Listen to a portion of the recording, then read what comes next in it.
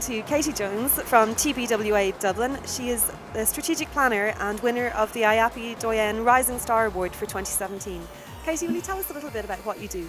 Sure, yeah. So my job at TBWA Dublin is a strategic planner, and that means that I essentially craft strategies for brands and for campaigns. So as part of that, I look for consumer insights that will essentially form the basis for these campaigns. And I do that by conducting extensive consumer research, so the likes of focus groups and quantitative research.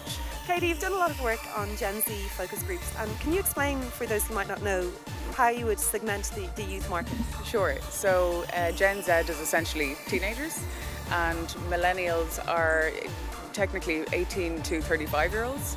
I don't necessarily think it's sufficient to target such a big group, so usually what I would do is to split millennials up, as many marketers do. So 18 to 25-year-olds are essentially neo-millennials, and then it's the wider kind of 25 to 35 that are actually the millennials. And what have you found from your research and your focus groups, how these consumers differ from the older consumers and what their relation to brands is these days? I suppose the biggest difference with Gen Z and millennials is probably the fact that they have absolutely no loyalty whatsoever to brands. I feel like slightly older millennials and baby boomers would have a much more in-depth relationship with brands. They would be much more loyal to specific products. And Gen Z and millennials just don't have that. They kind of tend to pick and choose from a selection of brands and brands that add value to their life, but they wouldn't necessarily be tied to a small amount of them as we would. How would you see that this has changed the advertising industry? I mean, it must have had a huge impact on how it works and how you kind of target people, I suppose. I think ultimately brands need to reconsider the value that they're actually adding to people's lives. I don't think it's sufficient anymore to just go out with a campaign and not be actually engaging with the likes of Gen Zs and millennials.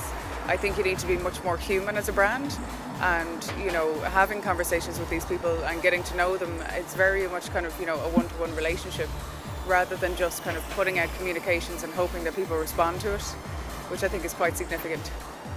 And do you think this is an exciting change for the industry? What's exciting you most at the moment? I think what we're seeing with brands is that they're pushing the boundaries with their advertising. I think there's so much noise and so much clutter these days in advertising that it's really, really hard to cut through and to actually resonate with people.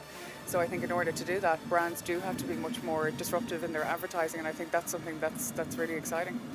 Great. Thanks for talking to us today, Katie. Thank you.